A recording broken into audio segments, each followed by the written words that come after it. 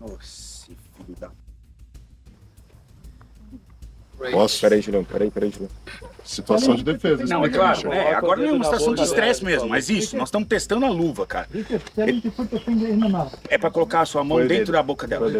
Fazer o comercial da luva.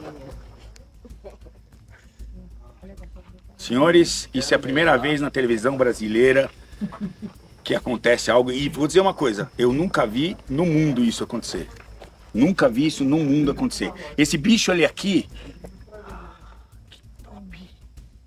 Tem força na mão, na mordida, viu?